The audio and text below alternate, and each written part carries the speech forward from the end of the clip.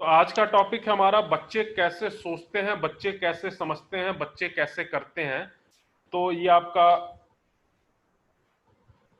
16वां topic है, child development and pedagogy का।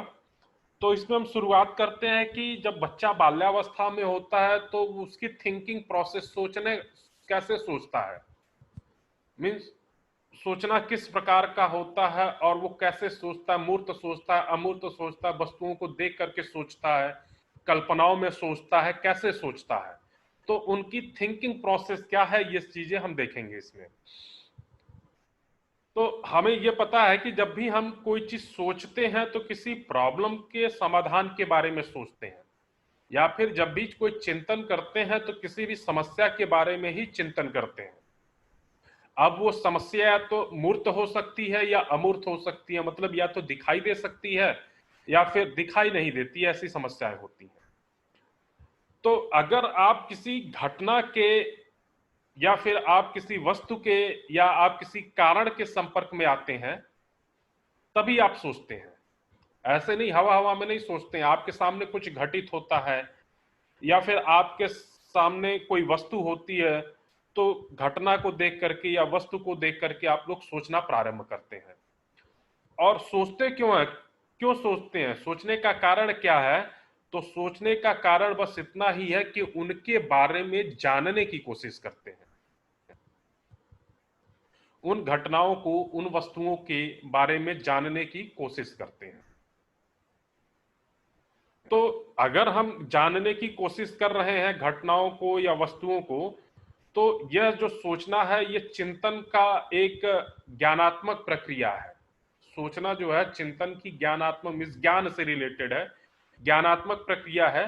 जो कि पूर्व ज्ञान, जो पहले से हमारे पास ज्ञान है, कुछ अवधारणाएं हैं, उन अवधारणाओं को लेकर के, पूर्व ज्ञान को लेकर के, संकल्पनाओं को लेकर के, कुछ निर्णयों को लेकर के और सिद्धांतों को लेकर के, इन सभी चीजों को लेकर के एक संगठित करके मुख्य भूमिका बना करके ही हम सोचते हैं। तो चिंतन या फिर सोचने की प्रक्रिया का विकास एक निश्चित क्रम में होता है, एक निश्चित सीरीज फॉलो करता है। और बाल्यावस्था में जो चिंतन की प्रक्रिया है, जो चिंतन का क्रम है, वो हमारा यहाँ पे 7 स्टेप दिए हुए, 7 तरीकों में, 7 चरणों में वो चिंतन करता है बाल्यावस्था का बच्चा। पहला, प्रत्यक्षीकरण के आधार पर सोचना। प्रत्यक्षीकरण के आधार पर मतलब जो चीजें हमें दिखाई दे रही है ना, उन पे सोचना प्रत्यक्ष रूप से। तो प्रत्यक्षीकरण के आधार पर सोचना, कल्पनाओं के आधार पर सोचना, कल्पना करके सोचते हैं। प्रत्ययों के आधार पर जोड़ तो प्रत्यय क्या होता है, आप लोगों ने हिंदी में भी पढ़ा होगा, प्रत्यय, अव्यय और प्रत्यय। तो प्रत्ययों के आधार पर भी सोचते हैं, तर्क के आधार पर, अनुभव के आधार पर, रुचि और जिज्ञासा के आधार पर, अनुकरण के आधार पर। तो इन तरीकों से बच्चे, बाल्यावस्था के बच्चे सारी चीजों को सोचते हैं। तो अभी सोचने की कहानी हमारी चल रही है। तो सोचने या फिर हम कह लें चिंतन, तो सोचना या फिर चिंतन, सोचने की अवस्था या चिंतन की अवस्था की विशेषताएं क्या है? तो चिंतन और सोचना बालक जीवन के दौरान आने वाली शैक्षणिक समस्याओं को, वस्तुओं तथा अज्ञात तथ्यों एवं गुण धर्मों को समझने के कारण प्रारंभ होता है। अब इस चीज को ऐसे समझिए कि बच्चा सोचता क्यों है। सोचने की शक्ति बच्चे में जन्मजात होती है, चाहे वो शैशवावस्था में हो, चाहे बाल्यावस्था में हो, चाहे किशोरावस्था में हो, चाहे प्रौढ़ावस्था में हो। हर एक अवस्था में सोचना जन्मजात होता है, हर एक अवस्था का आदमी सोचता है। बस सोचने के तरीकों में अलगाव होता है, मीन्स अलग अलग तरीके से सोच सकते हैं। बाल्यावस्था अपने आई क्यू लेवल से सोचता है, शैशवावस्था अपने आई क्यू लेवल से सोचता है, किशोरावस्था अपनी बौद्धिक क्षमता के आधार पर सोचता है, लेकिन सोचता जरूर है। और सोच के कारण ही उसका विकास होता है। जब विकास की बात कर रहे हैं हम, तो वृद्धि और विकास दोनों आ गया। मतलब मेंटल डेवलपमेंट इसकी सोच के कारण ही होगा। अगर 2 + 2 4 होता है तो 3 + 3 कितना होगा, जब वो प्रोसेस समझा है और उस प्रोसेस को अप्लाई कर रहा है, मतलब सोच के समझ के वो सारी चीजें कर रहा है, तो वहां पे उसका मेंटल लेवल हाई होगा। तो सोचने की विशेषता क्या है कि सोचने की विशेषता हमारी इस तरीके से है कि कोई बालक किसी भी समस्या के संपर्क में आता है तो वो चिंतन व सोचना प्रारंभ कर देता है, और चिंतन का संबंध केवल जैविक विकास में आने वाली समस्याओं से ही नहीं बल्कि सामाजिक विकास। जैविक विकास मतलब क्या? अपनी वृद्धि, शारीरिक वृद्धि इज कॉल्ड जैविक विकास। तो जैविक विकास से ही संपर्क में आता, जैविक विकास में आने वाली समस्याओं से ही नहीं परंतु सामाजिक विकास में आने वाली समस्याओं के साथ भी है। और मनुष्य की सामाजिक चिंतन भाषा अथवा किसी क्रियाकलाप द्वारा व्यक्त होता है। सोचने का सीधा संबंध समस्याओं के समाधान से होता है। चिंतन व्यवहारिक सक्रियता के आधार पर भी प्रकट किया जाता है।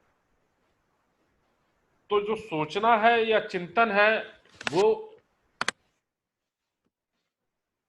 शारीरिक या फिर जैविक समस्या के साथ साथ सामाजिक विकास में आने वाली समस्याओं के साथ भी है।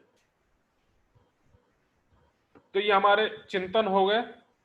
अगला है कि सोचने के नियम क्या क्या हैं।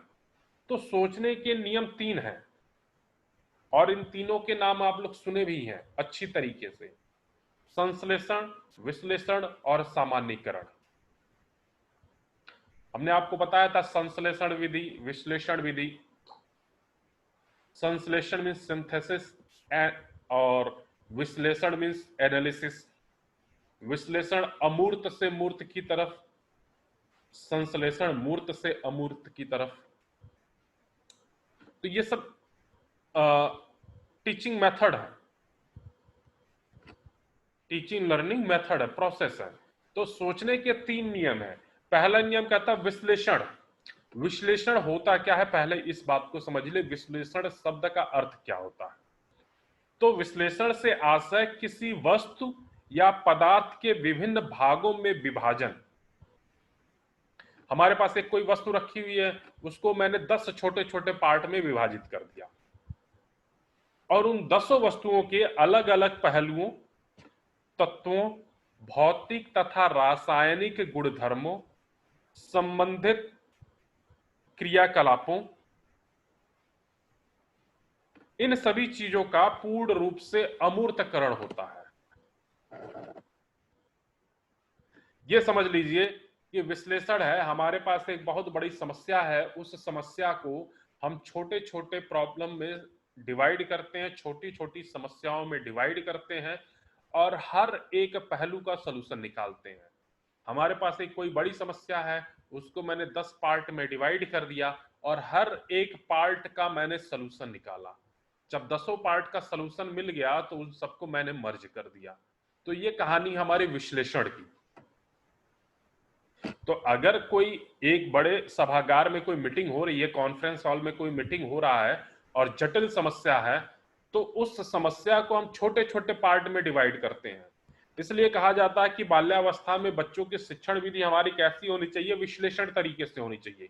उन्हें पहले समस्या के छोटे छोटे पार्ट बताने चाहिए, इकट्ठे पूरा का पूरा समस्या नहीं बता देना चाहिए।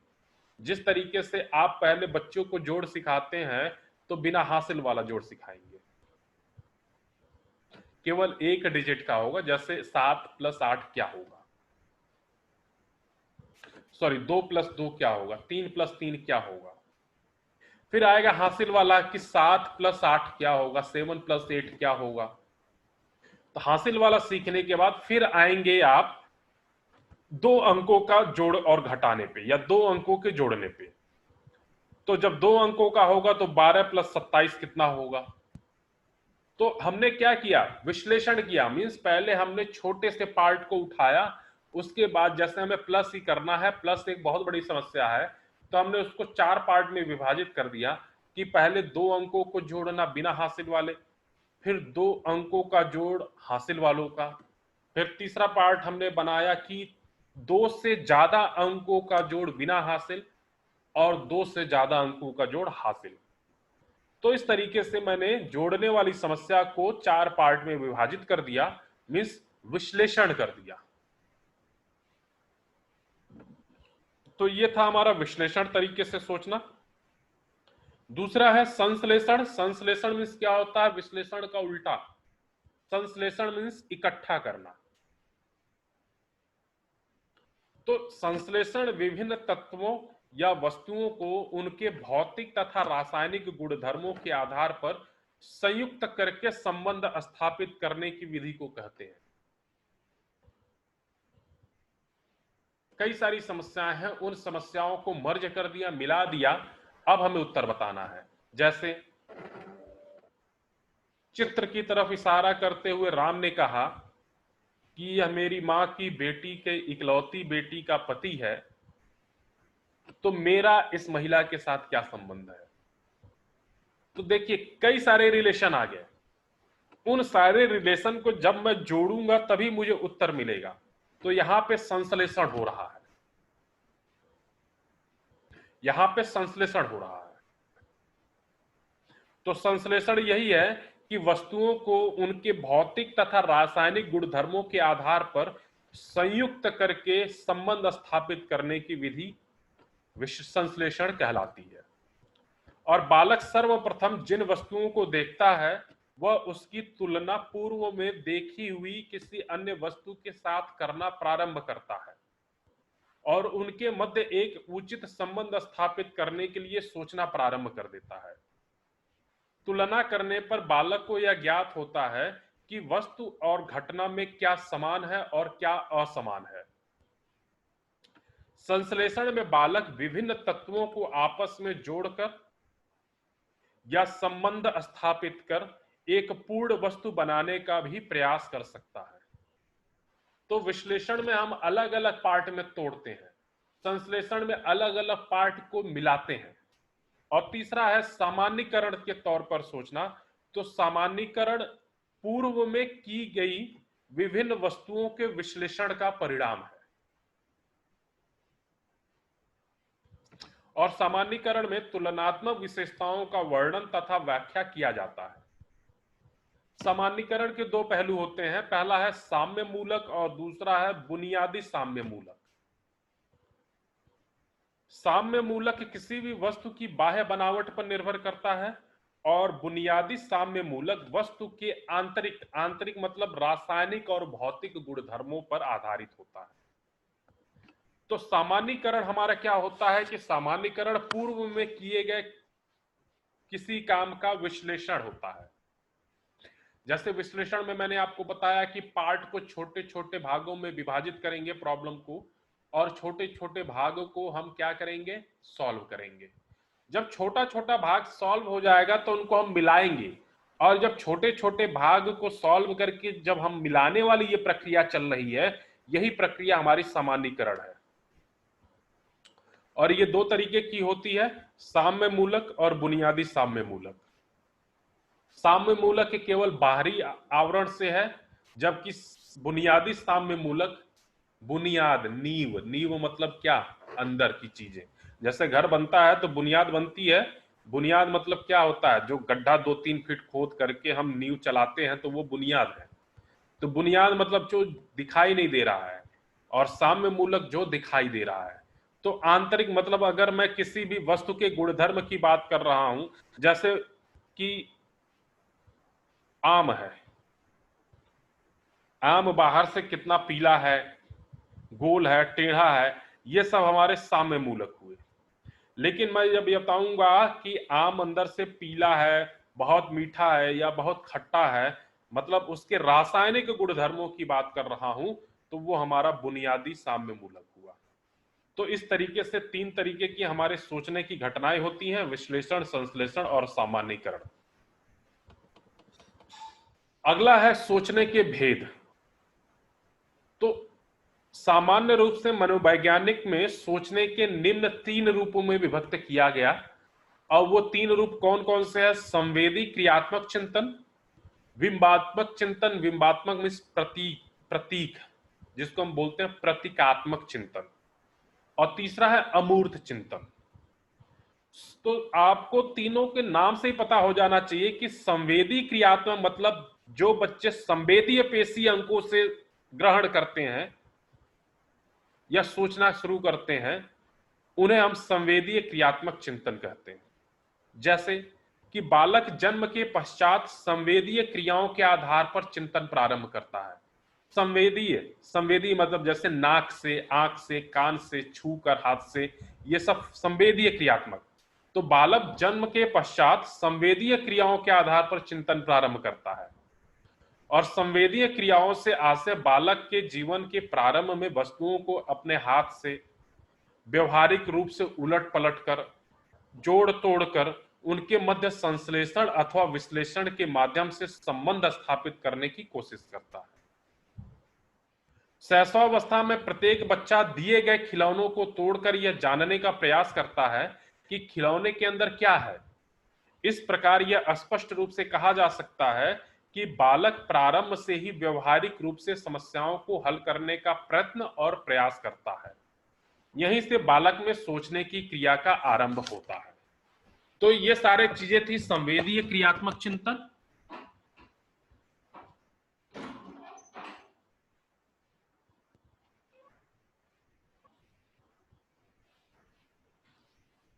तो इतना सारा था हमारा टॉपिक। अब इस